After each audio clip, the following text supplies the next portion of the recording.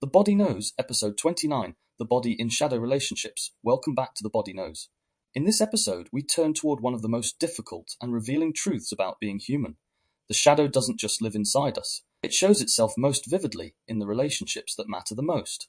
When I speak of shadow, I don't mean evil in some absolute sense. I mean the parts of ourselves we have not yet brought into the light, the fears we deny, the anger we repress, the longings we disown, the shame we bury. These fragments don't vanish when we push them away. They live on, housed in the nervous system, carried in our posture, our tone of voice, our gaze. And when intimacy draws us close to another person, when love softens the edges of self-protection, those fragments often surge upward, meeting the shadow through others. We find ourselves saying things we didn't expect, accusing our partner of motives we secretly dread, or recoiling from them, not because of what they've done, but because of what they reflect at us. That's the paradox. The people we love most often stir the shadow most powerfully. A stranger might irritate us, but a lover, a child, or a close friend can touch the rawest nerves, because they hold the greatest power to mirror what we haven't yet faced within ourselves. Relationships as mirrors. Every relationship, if you look closely, is a hall of mirrors. We see ourselves reflected in another's eyes, gestures, and reactions. Sometimes the reflection is warm and affirming. We feel seen, valued, loved. But at other times, what is reflected is unsettling.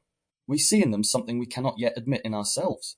The suspicion of betrayal, the hunger for control, the longing for freedom, the fear of abandonment. And when that reflection stings too much, the nervous system rushes to defend us. Projection becomes the shield. Instead of feeling the weight of our own jealousy, we accuse the other of being unfaithful.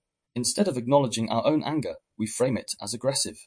Instead of recognizing our fear of being left, we say, "You're the one who doesn't care enough." Projection is, at its root, the body's attempt to manage unbearable sensation. It's not simply a trick of the mind. It is the amygdala detecting threat, the vagus nerve preparing us to fight or flee, the muscles tightening to brace against perceived danger. And yet, the actual danger is not their behavior, but our own unintegrated emotion. Why intimacy awakens dormant wounds, the body stores everything. We've said it before across this series, but it bears repeating. Traumatic memory is not just held in the mind, it's in the muscles, the gut, the heartbeat, the breath. And what relationships do is bring those dormant imprints alive again. A raised voice from a partner may echo the tone of a critical parent. A delayed text reply may resurrect the sting of playground exclusion. A withdrawn gesture of affection may bring back the terror of being unseen as a child. On the surface, we argue about chores, money, sex, and attention. But underneath, the nervous system is reliving unfinished business from years, sometimes decades before. The body doesn't distinguish between then and now. The shadow of childhood emerges in the intimacy of adulthood. This is why arguments in relationships can feel so exaggerated, so overwhelming, so irrational. The fight isn't really about the dishes in the sink or the silence after dinner. It's about something far older, the fear of being abandoned, rejected, shamed, or unloved. Scenario. Accusation as shadow in motion. Let's ground this in a familiar scenario. Imagine a couple sitting together at night. The day has been long, and one partner, weary and quiet, pulls back a little, retreating into themselves. The other notices the distance and feels a tightening in their chest. A thought flashes. They don't want me anymore. The fear mounts. The words erupt. Are you seeing someone else? Do you even love me? On the surface, it looks like suspicion, jealousy, and accusation. But deeper down, it's the shadow at work. The accusing partner is voicing their own hidden fear of being abandoned.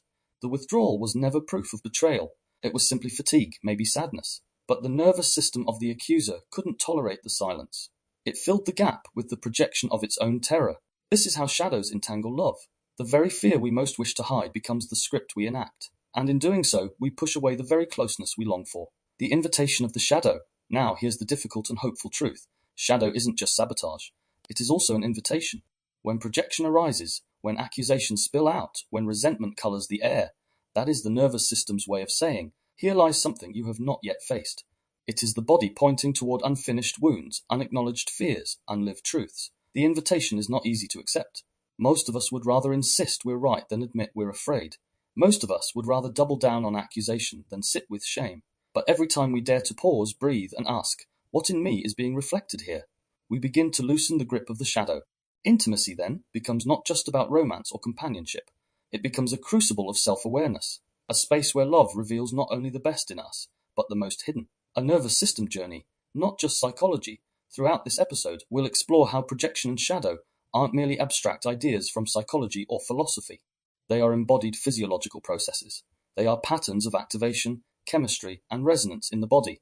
They are mirror neurons misfiring, amygdala alarms ringing, cortisol flooding the bloodstream. But we'll also see how the nervous system, once aware, can become an ally in shadow work. Breath, grounding, presence, compassion. These are not just spiritual ideals. They are literal antidotes to the projection spiral. As we move forward, we'll weave science with story, philosophy with lived reflection. We'll consider how families and cultures carry shadows collectively, how accusations mask longing, and how love itself can transform when shadow is acknowledged. So, as we step into this exploration, I invite you to bring to mind a time when you accused someone you loved of something that, deep down, was a fear of your own. Or perhaps a time when you were accused unjustly, and you felt the sting of being turned into someone else's shadow. Notice the sensations that arise as you recall it, the tightening in the gut, the heat in the chest, the restlessness in the breath. This is where the work begins, not in abstract theory, but in the living body, here and now. Because the shadow doesn't only live in our thoughts. The body knows it, the body carries it. And through the body, if we're willing, the shadow can finally be met, integrated, and transformed. The physiology of projection is often spoken of as a psychological defense mechanism, a term from Freud's time that describes the act of disowning a part of ourselves and placing it onto someone else. But to stop there is to miss the depth of what's really happening, because projection is not just an idea in the head. It is an event in the nervous system. It is chemistry, electricity, memory, and reflex unfolding in real time inside the body. When I began to see this, I stopped asking only, why did I accuse them? Why did they accuse me? And started asking, what did my nervous system think was happening in that moment? That shift changed everything. Because what felt like irrational jealousy or sudden blame or misdirected anger was not random. It was my body protecting me, imperfectly, clumsily, but with the same intention it has always had, to keep me alive. The nervous system's logic, safety before truth. The nervous system has one overriding priority, survival. It does not care if its perception is accurate, fair, or even kind. Its job is speed, not precision. The amygdala, buried deep in the brain, scans the environment constantly. A raised eyebrow, a pause in speech, a glance away, all of these can be coded as a threat. The prefrontal cortex, the part of the brain responsible for reasoning and perspective, is far slower. By the time it weighs in, the nervous system may already be flooded with cortisol and adrenaline. For the body, the cost of a false positive, thinking danger is present when it isn't, is small compared to the cost of a false negative, ignoring danger that really is there. That's why, in intimacy, even small signals can trigger disproportionate reactions. A partner forgetting to reply to a text, or rolling over in bed without saying goodnight, can send the body into spirals of fear. To the nervous system, disconnection equals danger. This is not irrational when you look at our evolutionary past. For an infant, abandonment really was death. Alone, we could not eat, regulate temperature, or protect ourselves. That wiring remains. Which means that as adults, when someone withdraws or when closeness feels unstable, the body reacts as though mortality itself is on the line. Projection arises here. When the body feels this overwhelming alarm but cannot explain it, the mind steps in to create a story. They must not love me. They must be leaving. They must be unfaithful. It doesn't matter if the story is true. It matters that it justifies the sensation. Projection is the nervous system's way of bridging the gap between raw feeling and narrative coherence. The amygdala hijack in intimacy. Daniel Goleman famously called this the amygdala hijack, when the alarm system overrides rational thought. In relationships, this hijack can happen in seconds. 1. Trigger, your partner sighs heavily. 2. Interpretation. The amygdala links the sigh to disapproval. 3. Physiological response, cortisol spikes, adrenaline flows, breath shortens, muscles tighten. 4. Story formation. The prefrontal cortex scrambles to explain the body's reaction. They're disappointed in me. I've done something wrong. Don't value me. 5. Projection. Instead of owning that fear, it flips outward. You're always so critical. You never appreciate me. I've lived this cycle myself. I've caught myself reacting not to what my partner was doing, but to what my body remembered from long before. The sigh of a loved one echoed the sighs of authority figures who once shamed me. And because my nervous system couldn't distinguish between past and present, it projected the old wound onto the person in front of me. Mirror neurons. Why projection feels real. Projection would be easier to untangle if it only lived in our heads. But the body is porous. Our nervous systems are constantly attuning to one another through mirror neurons, cells that fire when we act and when we observe someone else performing it. When I see someone frown, my brain simulates the frown. When I hear someone's voice tremble, my body echoes the tremor. When I sense withdrawal, my nervous system resonates with absence.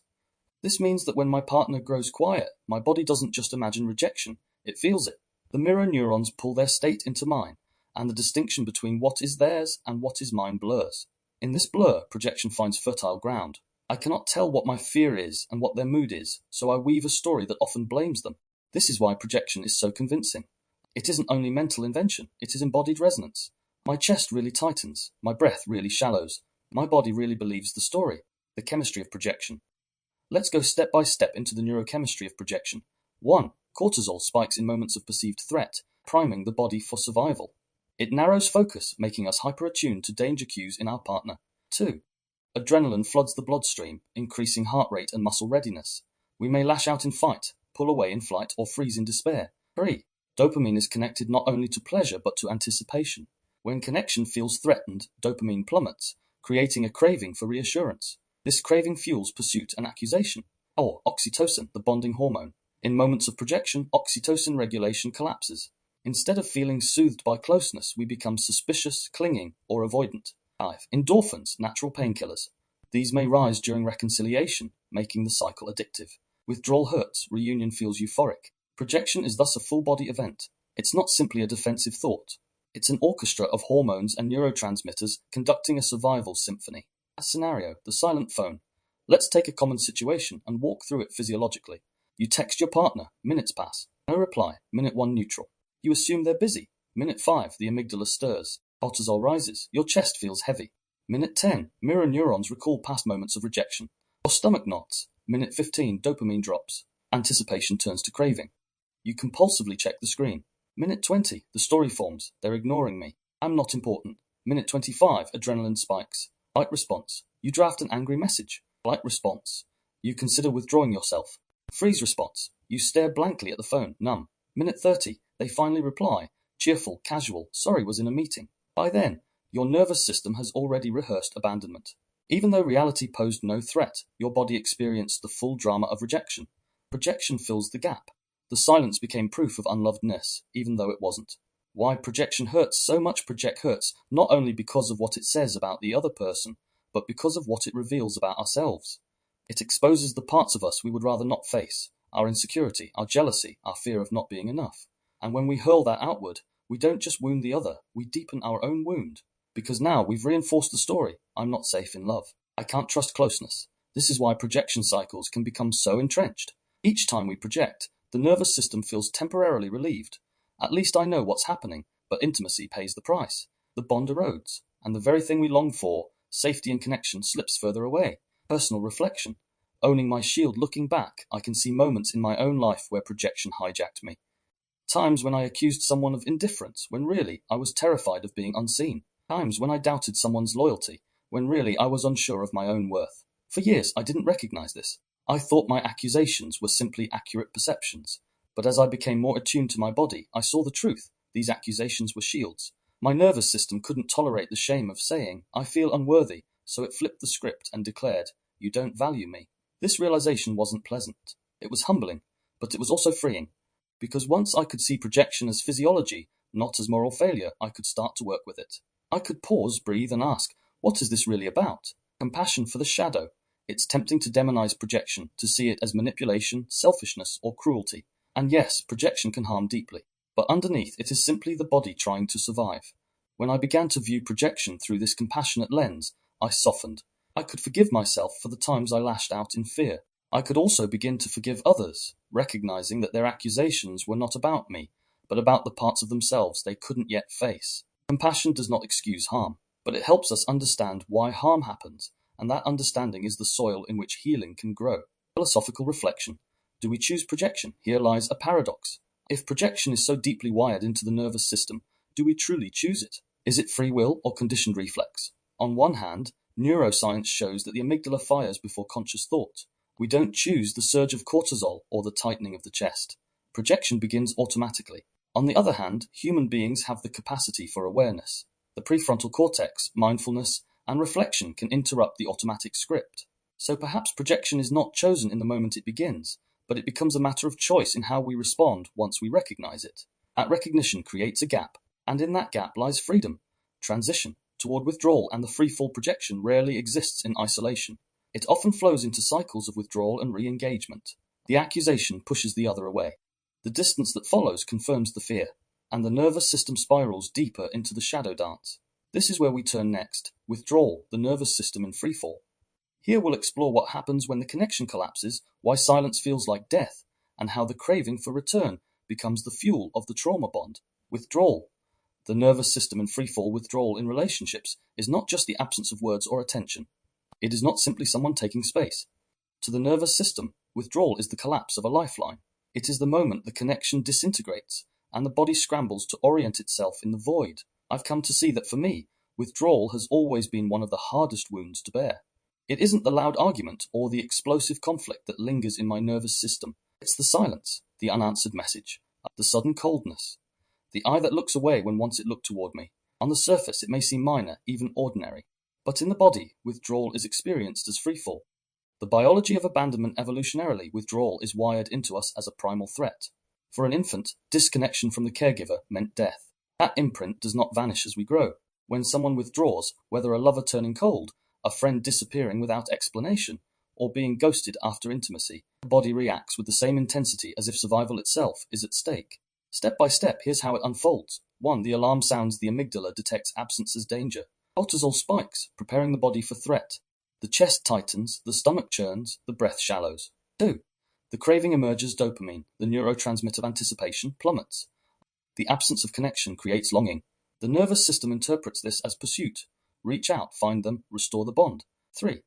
The survival reflex. Adrenaline rises, pushing toward fight or flight. A fight may look like an accusation. Why are you ignoring me? Flight may look like withdrawal of our own. Fine, I don't need you. Freeze appears when nothing works, numbness, staring at the phone and feeling unreal. Or the collapse. If withdrawal persists, the body shuts down.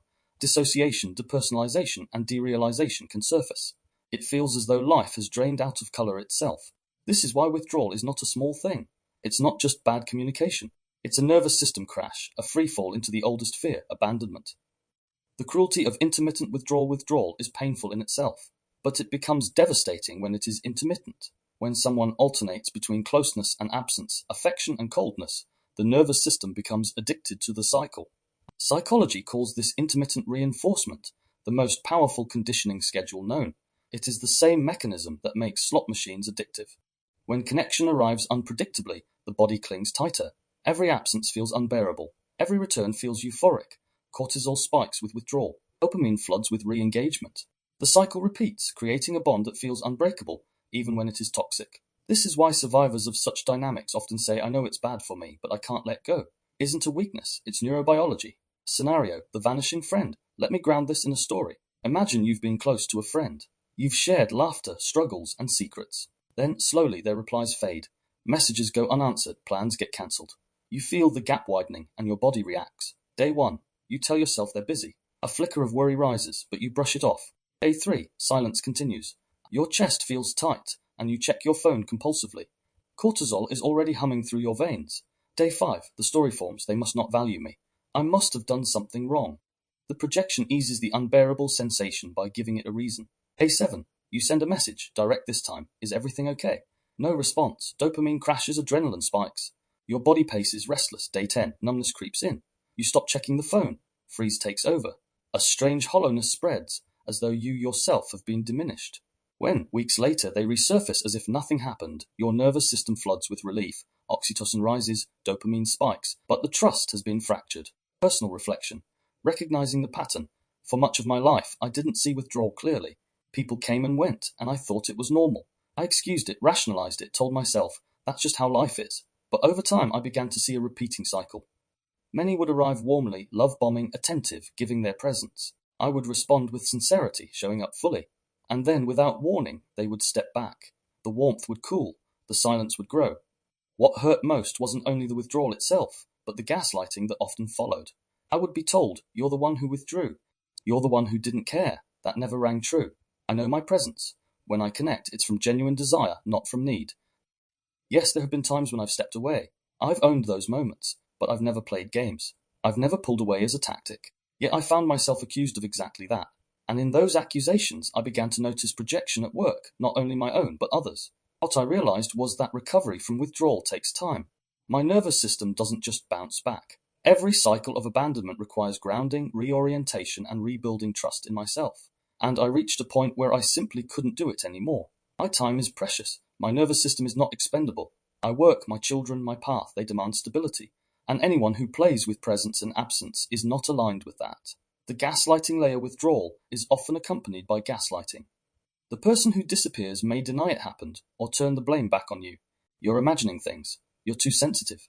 You pulled away first. This compounds the trauma because the body knows what it felt. The chest really did tighten. The stomach really did churn. The nights really were sleepless. To be told otherwise is to have your reality denied. I know this pain well. I can handle endings. I can handle honesty. What I struggle with is being told I imagined abandonment when my body carries the clear imprint of it. It's madness-making, and it leaves scars of mistrust that outlast the connection itself. The cost of withdrawal leaves deep imprints.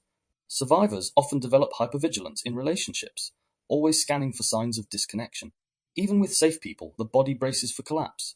The costs include difficulty trusting even genuine presence feels temporary, fear of intimacy, close feels like a setup for abandonment, cycles of self-blame, internalizing the story that you're too much or not enough, physical health impacts, chronic stress weakens immunity, disrupts sleep, and strains the heart. Over time, withdrawal teaches the nervous system to expect loss, and expectation itself becomes a self-fulfilling prophecy.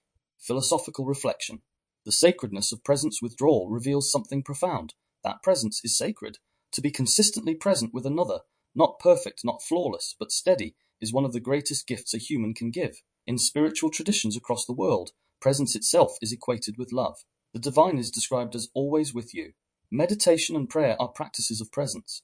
To sit with someone fully, without withdrawing, is to embody that same reverence. That's why withdrawal wounds so deeply. It is not only the absence of attention, but also the removal of something sacred, moving toward clarity. These days, I see withdrawal differently. I don't excuse it or minimize it. When people withdraw repeatedly, I recognize it as a red flag. Not because I expect endless availability, we all need space sometimes, but because I know the difference between genuine solitude and manipulative absence. Yes, I've stepped back from people. I've owned that. But I no longer accept the reversal of reality where I'm blamed for someone else's inconsistency. I know my presence, I trust my nervous system, and I choose stability over cycles of collapse, re-engagement, and the trauma bond. But withdrawal rarely exists in isolation. More often, it is followed by re-engagement, the sudden return of warmth, charm, and affection. And the nervous system, starved of connection, floods with relief. This is the cruel genius of coercive cycles. Withdrawal sets the stage for reunion to feel intoxicating. The very absence that wounds becomes the fuel that deepens the bond. Now, we'll explore how re-engagement creates the trauma bond, why intermittent reinforcement is so addictive, and how the nervous system confuses relief with love. Re-engagement and the trauma bond. There is a peculiar cruelty in cycles of relational shadow. Just as the nervous system begins to adapt to absence, just as the body has braced itself for emptiness, the connection suddenly returns. A message lights up the screen, a smile appears at the door, a voice softens with tenderness, and in that moment the storm calms, the body floods with relief, the ache is soothed. To outsiders this looks confusing. Why would someone welcome back a person who repeatedly withdraws? But to the nervous system, the return is intoxicating. What had felt like a mortal threat is suddenly resolved. The danger has passed, and safety is restored, or so it seems. The biology of relief, the cycle begins with withdrawal. Cortisol and adrenaline climb, putting the body in high alert. The heart pounds, muscles tense, the mind spins with stories of abandonment. Then, after hours or days, the absent one reappears. In that moment, oxytocin surges. This hormone of bonding and trust is released through eye contact, touch, and voice tone. It makes the nervous system feel safe again. Dopamine spikes. Anticipation is finally rewarded. The very unpredictability of the return amplifies the pleasure. This is the same mechanism behind gambling addiction. Parasympathetic rebound. The vagus nerve, which had been constricted in fight-flight, relaxes. Breathing slows, digestion resumes, warmth flows back into the body. Mirror neurons fire. Seeing the other's softened expression, the body unconsciously mirrors calmness. Tension in the shoulders releases, tears may fall. The entire body reads the return as proof of love. The previous silence or absence is forgotten in the glow of reconnection. But what the nervous system reads as safety is in fact a trap. Intermittent reinforcement. Why it hooks. So deep psychologists discovered decades ago that intermittent reinforcement, inconsistent reward, is the most addictive pattern of all. If you reward someone every time they act, the behavior stabilizes. But if you reward them unpredictably, sometimes present, sometimes absent, the behavior intensifies. The brain clings tighter, desperate to secure the next reward. This is why slot machines are designed to pay out irregularly, why gambling is so compulsive, and it is why trauma bonds are so hard to break. The nervous system learns to endure withdrawal because the return brings in such an overwhelming flood of relief. Each cycle ingrains the bond more deeply. The cruel paradox is this: the more unpredictable the connection, the more addictive it becomes. And so survivors of coercive relationships often describe feeling hooked, even when they know the pattern is destructive. Ario, the disappearance and return. Let's bring this into live detail. Imagine a partner who vanishes for 3 days after an argument. No text, no calls, no sign of life. The body of the waiting partner is in turmoil, sleepless nights, racing heart, endless replaying of what went wrong. By the 3rd day, they are exhausted, numb, and convinced the relationship is over. Then suddenly the phone rings. The absent partner's voice is warm, affectionate, even apologetic. I just needed space. I love you. I've missed you. The effect is instant. 1. Shock release. The chest that has been tight for days loosens. Tears come unbidden. 2. Hormonal flood. Oxytocin rushes in, creating warmth and closeness. Dopamine rewards the reunion, making it feel euphoric. 3. Cognitive rewrite. The brain reframes the absence. Maybe I overreacted. Maybe they really do love me. 4. Attachment reinforcement.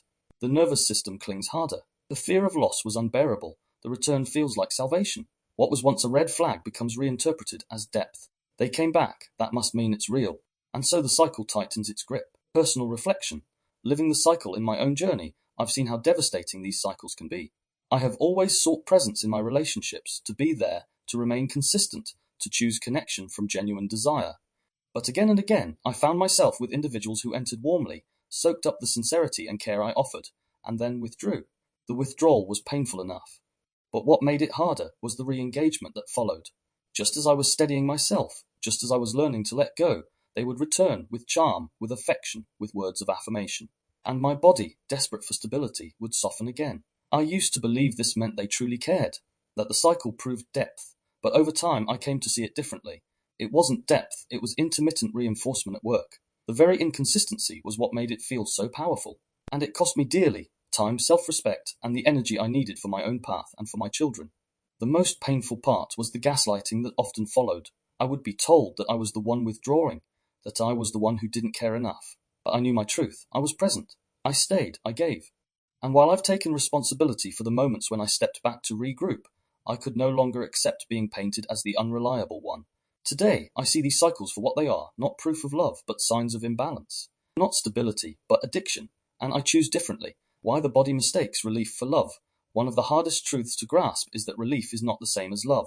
When the nervous system has been in prolonged stress, the sudden removal of that stress feels euphoric. The drop in cortisol, the surge of oxytocin, the return of parasympathetic calm, all of it creates a sense of deep connection. But this is biology, not devotion. It is the body thanking its captor for ending the pain. This is why survivors of abusive relationships often say, the good times were incredible.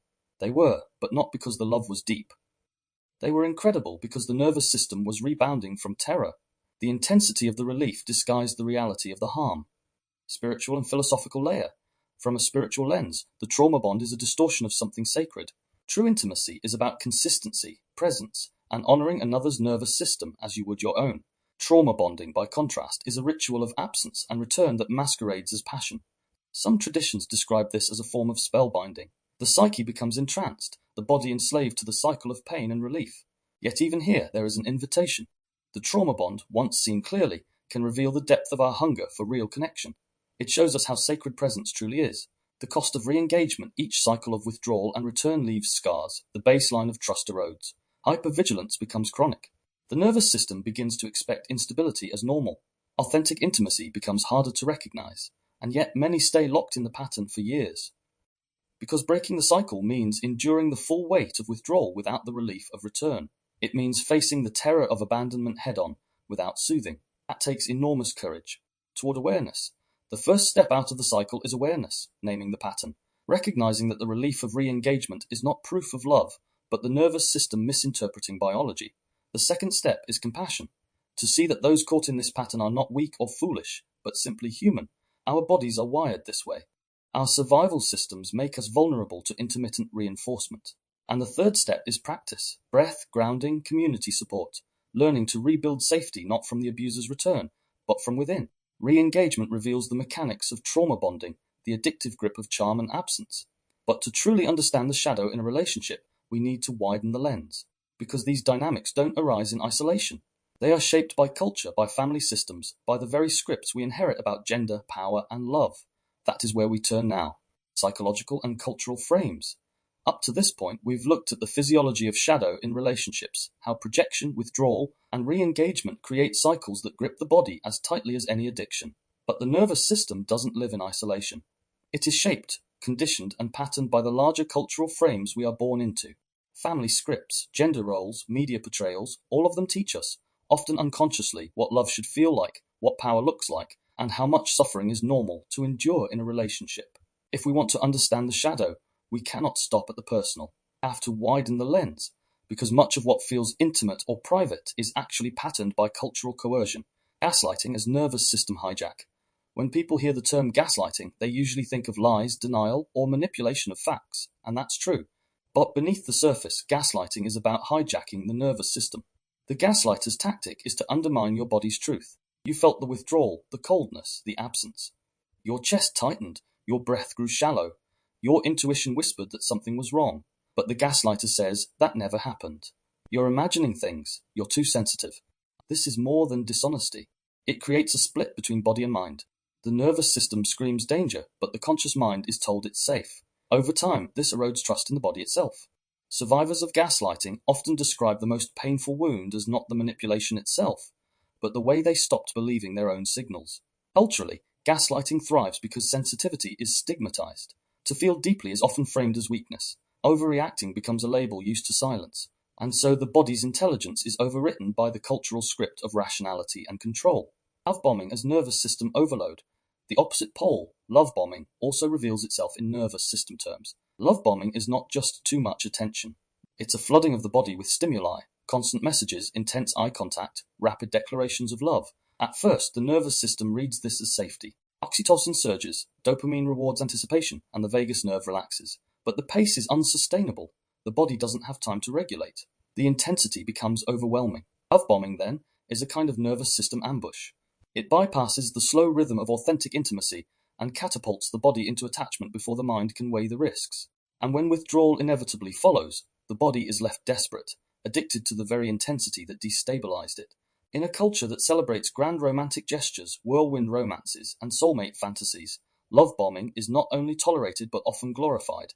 Films, novels, and songs frame intensity as proof of passion. And so many of us learn to equate the nervous system's overload with true love. Trauma bonding as cultural pattern. We often speak of trauma bonding as if it only happens in abusive relationships. But step back, and you can see the same mechanics at work in culture itself. Consider political movements that oscillate between fear and reassurance, or media cycles that create panic and then provide comfort. The nervous system is pulled into the same push-pull. Alarm, relief, alarm, relief. This is not accidental. It keeps attention hooked. In families too, trauma bonding plays out intergenerationally. A parent who alternates between affection and criticism conditions the child's nervous system to cling tighter in the hope of winning approval. That child may grow up to seek the same dynamic in partners, not because they want chaos, but because chaos is familiar. When we see trauma bonding as more than personal pathology, as a cultural mechanism, it becomes clear that healing is not only individual. It requires communities and societies to stop normalizing instability as love. Gender scripts and power culture also scripts how men and women, and all genders, are expected to relate to power and vulnerability. Men are often conditioned to suppress sensitivity, to dominate rather than co-regulate. Vulnerability is equated with weakness. As a result, projection often takes the form of anger, accusing the other of being controlling, when in fact it is their own fear of being controlled. Women are often conditioned to prioritize others' needs over their own, to say yes when the body wants to say no. Their projections may emerge as self-blame. You don't love me enough, when the truth is they have been taught not to love themselves enough. Neurodivergent individuals are often punished for missing invisible social rules, then accused of being cold or selfish, projections rooted in the majority's discomfort with difference. These scripts aren't natural, they are learned, and they keep the cycle of shadow spinning. Media and the normalization of coercion look at mainstream stories, and you'll notice how often coercion is disguised as romance. The lover who refuses to take no for an answer is portrayed as persistent, not predatory. The partner who withdraws to teach a lesson is framed as mysterious, not manipulative. The couple who fight violently but reconcile passionately is framed as passionate, not traumatized. These portrayals don't just entertain, they condition the nervous system. When we see love equated with volatility, our own bodies interpret instability as normal. We come to expect it. This is why awareness is radical. To pause during a film, a song, or a conversation and ask, what is my body learning here? Is it learning that love is chaos? That absence is proof of passion. Or is it learning that consistency, kindness, and respect are possible? Free will versus conditioned response. Here lies a difficult philosophical question. Do we choose these cycles, or are we conditioned into them? On one level, neuroscience shows that much of this is automatic. The amygdala fires before thought. Hormones surge before reflection. Projection, pursuit, and collapse all happen before conscious choice. On another level, human beings are capable of awareness. The prefrontal cortex, mindfulness, and spiritual practice allow us to notice patterns and shift them. Free will may not mean freedom from triggers, but freedom to respond differently once we see them. Perhaps the deeper truth is this: freedom is not given, it is cultivated. By recognizing cultural scripts, by naming nervous system patterns, by reclaiming presence, we create more choice than we inherited. Toward cultural healing, the shadow in relationships is not only individual, it is cultural, it is collective. Healing, then, cannot stop at private reflection. It must extend outward. Families can teach children that no is sacred, not selfish. The media can portray love as steady, not chaotic. Communities can honor sensitivity instead of mocking it. Movements can resist the push-pull of fear and reassurance. Every time one of us breaks a cycle, we create ripples. And those ripples can change the cultural water we all swim in. We've explored the psychological and cultural lenses that reinforce shadow cycles, from gaslighting to love bombing, from gender scripts to media myths. But theory alone isn't enough. To truly see the shadow, we need to look within, to the rawest place of all, our own lived reflections, personal reflections.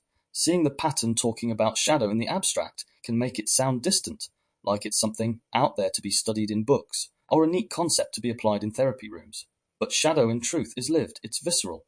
It shows up in the heat of arguments, in the silence of suspicion, in the words that cut deeper than they should.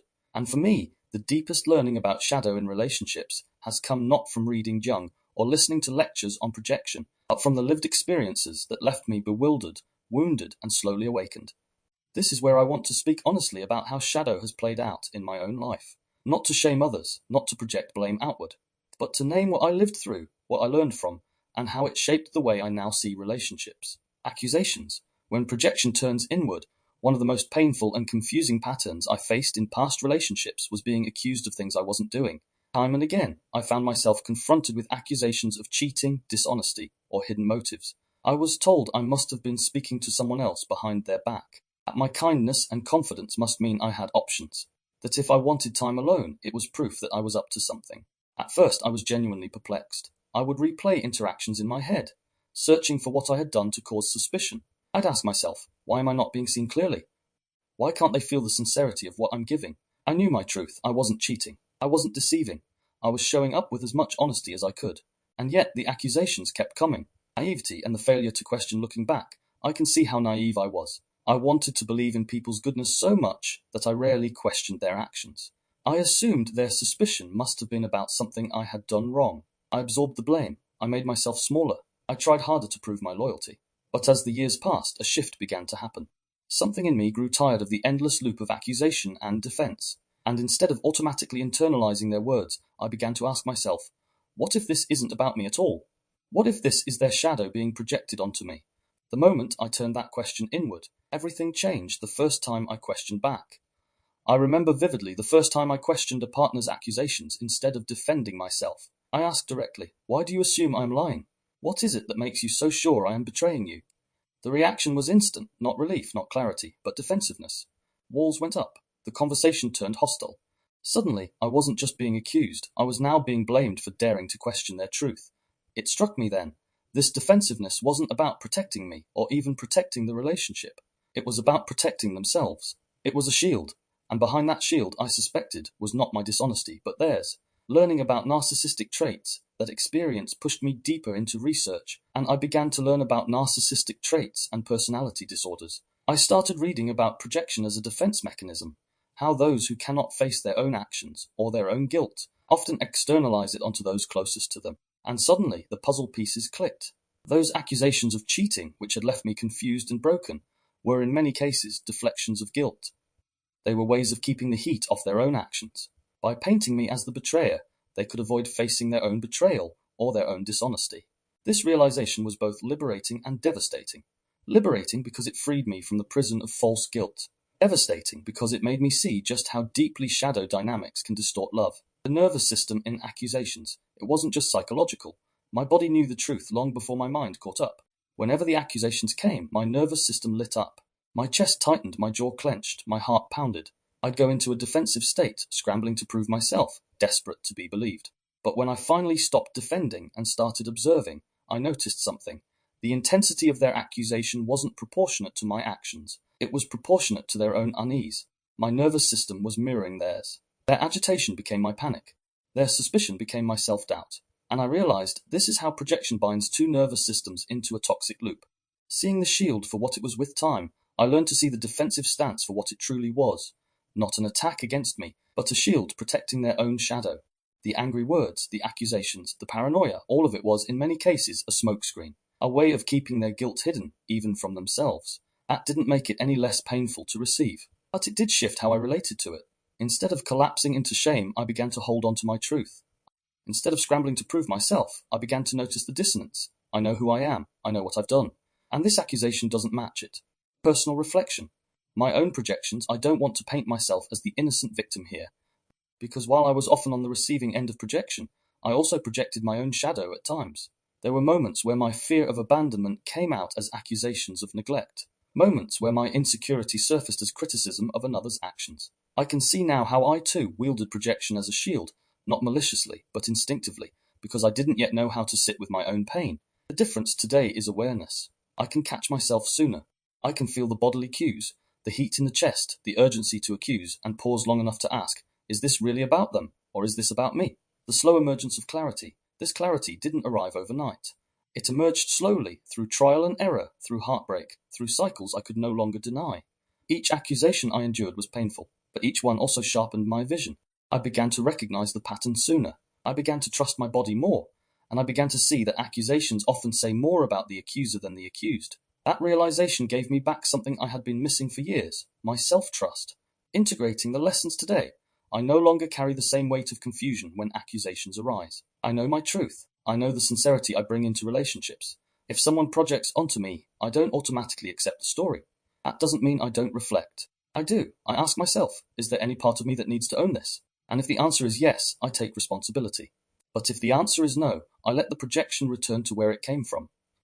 This has been one of the most profound shifts in my nervous system. I no longer live in constant defense. I no longer scramble to prove myself to someone determined not to see me. I know who I am. I know how I show up. And that truth is enough.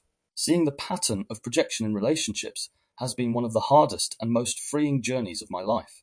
Hard because it required me to face the pain of not being seen, of being mischaracterized, of being accused of things that cut to the core of who I am. Freeing because it revealed the deeper truth. Accusations often reflect the accuser's shadow, not the accused's reality. This doesn't mean I dismiss every accusation. I still listen, I still reflect, but I no longer lose myself in them. I no longer mistake someone else's shadow for my truth. That, for me, is what shadow work in relationships is all about. Not eradicating conflict, not pretending projection doesn't exist, but seeing it clearly, owning what is mine, and refusing to carry what is not. Because the shadow doesn't just live in the other. It lives in me too, and the more I face it, the less power it has to distort the love I long to give and receive. From projection to integration, projection in relationships is almost inevitable. We all carry wounds we haven't yet faced, and intimacy has a way of stirring them to the surface. What matters is not whether projection happens, but what we do when it does. This is where the journey turns, from shadow as unconscious sabotage to shadow as conscious invitation. From projection to integration, the body as the first signal. The first step is recognizing that projection is not an intellectual process. It doesn't begin with thoughts, it begins with sensation. A tight chest, a lump in the throat, a restless energy in the arms itching to point or defend, a surge of heat in the face, a voice that rises before we've even chosen the words. These are the body's way of saying something old is being stirred, something unfinished is surfacing. Too often, we miss these cues, we leap straight into the story. They don't love me, they must be lying, they're pulling away. But if we pause long enough to feel, we might catch the projection at its root. The nervous system flooded, the amygdala firing, and the body replaying a script from the past. Automatic signals of projection. In my own journey, I've learned to map the signals. For me, projection often announces itself through urgency, a sense that I must speak now, accuse now, resolve now. My breath shortens, my mind races, my body feels both restless and heavy, as though bracing for a blow. Others might notice different cues. A sudden coldness in the body, pulling away before the mind has chosen to. Eyes narrowing, scanning for proof. Shoulders tightening as if to ward off an attack. An almost magnetic pull toward repeating old arguments. The key is learning to notice, This is my body in activation. This is not necessarily the truth. Projection as a doorway. When we see projection for what it is, a shield, a nervous system strategy, we gain an extraordinary gift. We gain the ability to turn toward it rather than be consumed by it. Instead of insisting I'm right and you're wrong, we can ask, what is this projection protecting? What part of me is afraid? What wound is asking to be seen? This shift transforms projection from a dead end into a doorway. The very accusation that once destroyed the connection can become the opening into deeper self-awareness. Journaling, the Shadow 1 practice that helped me was journaling, though in truth, it wasn't always writing on paper. More often, it was making mental notes and later replaying the sensations in my body. I'd recall the heat in my chest, the urgency in my breath, the sting of words exchanged. At first, I tried to analyze logically. Why did this happen? What did they mean? But over time, I realized analysis wasn't the point. The real power came when I simply accepted what my body had felt. Naming it without judgment, my chest tightened. My throat closed. I felt abandoned. I felt unseen. That acceptance softened me. It moved me out of defense and into curiosity.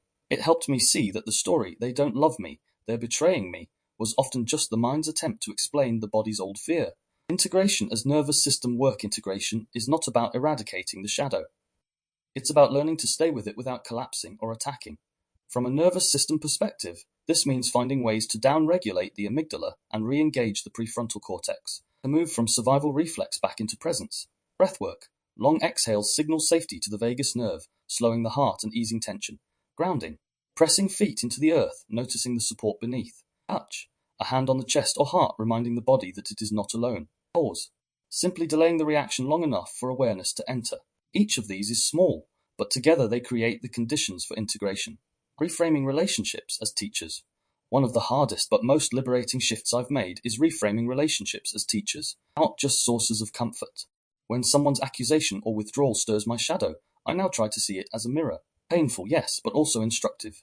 They are showing me the places where I am not yet whole. That doesn't mean I excuse harmful behavior, but it does mean I no longer see projection as only destructive. I see it as diagnostic. It reveals where the wound lies. And with that awareness, I can begin to heal. The philosophy of shadow integration philosophers across traditions echo this truth.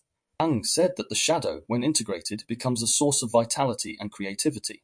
Buddhism speaks of the kleshas, afflictive emotions, as obstacles that, once recognized, become paths to liberation. Indigenous traditions often tell stories of trickster spirits, disruptive, chaotic, but ultimately revealing hidden wisdom. In this light, projection is not failure. It is an initiation. It is the psyche's way of dragging us toward what must be faced. Personal reflection. Learning to pause. In my earlier years, I didn't know how to pause. Accusations came and I defended. Suspicions rose and I fought.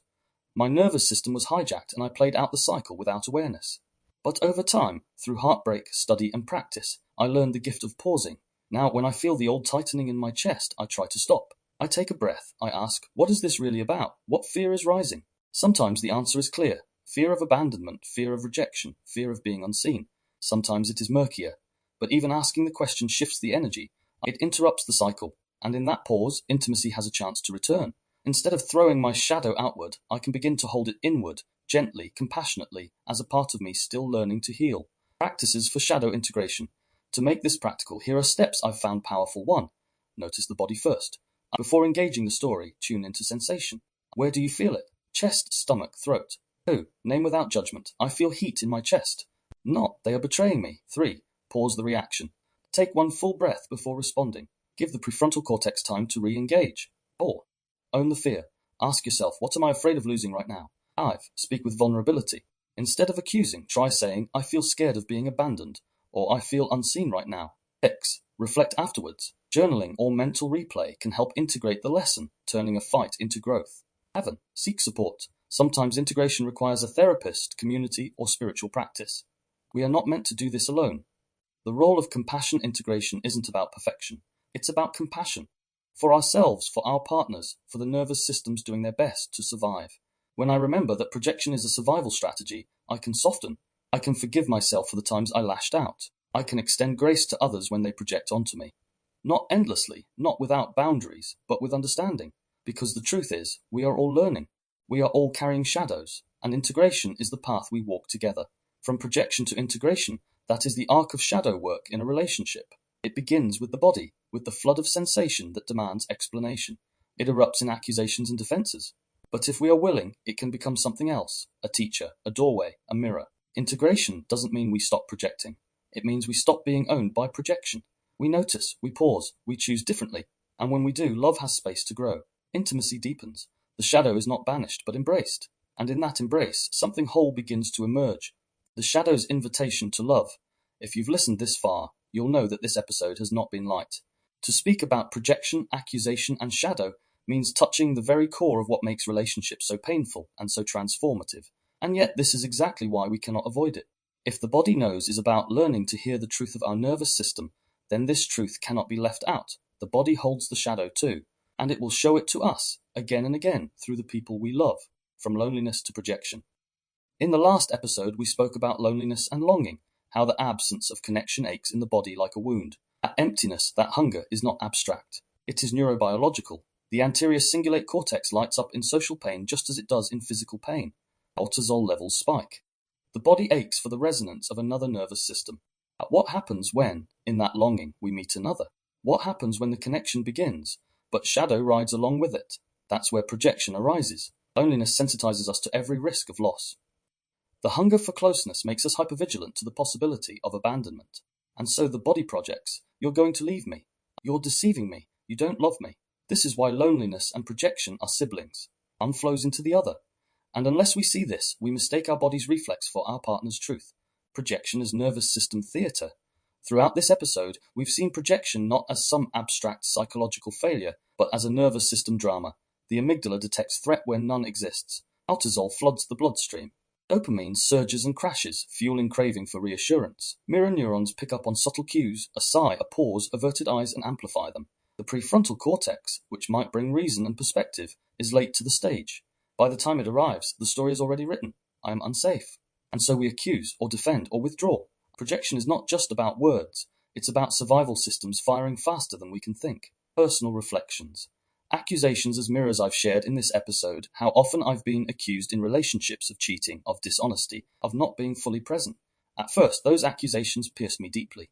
I carried them as if they were truths. I thought maybe I really am untrustworthy. Maybe I don't love them enough. Maybe I'm not enough. But over time, I began to notice something else.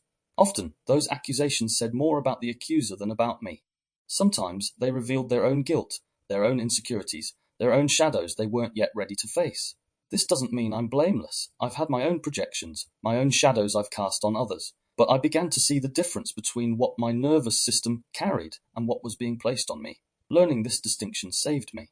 It gave me back my self-worth. It allowed me to stand tall and say, I know my truth. I know my love. I know my presence. And I will not carry projections that don't belong to me. That doesn't mean I stopped loving. It means I started loving with clearer eyes. Shadow is invitation, not enemy. The great paradox of shadow is that it can either destroy intimacy or deepen it. The deciding factor is awareness. When projection goes unnamed, it festers. Accusations escalate, trust erodes. The relationship becomes a battlefield of ghosts. But when projection is named with compassion, when one or both partners can say, I think this fear might be mine, not yours, then shadow transforms. It becomes an invitation, a mirror not of blame but of growth. Carl Jung famously said, until you make the unconscious conscious, it will direct your life and you will call it fate. Relationships are the arena where this truth plays out most vividly. The body projects until we bring awareness to it. The nervous system repeats old patterns until we learn to breathe differently. Fate becomes a choice. Shadow becomes light. The cultural shadow. We cannot ignore the cultural layer here. Projection isn't just personal. It's collective. Families teach us to silence certain emotions, such as anger, grief, and longing, and so we project them onto others. Gender roles tell men to be stoic, women to be selfless, and so a shadow builds around what we're not allowed to express. Religious codes label desire or doubt as sinful, forcing them underground, where they erupt in projection. Politics thrives on projection, accusing the other side of the very flaws one refuses to admit in oneself. In this sense, projection is the nervous system not just of individuals, but of societies.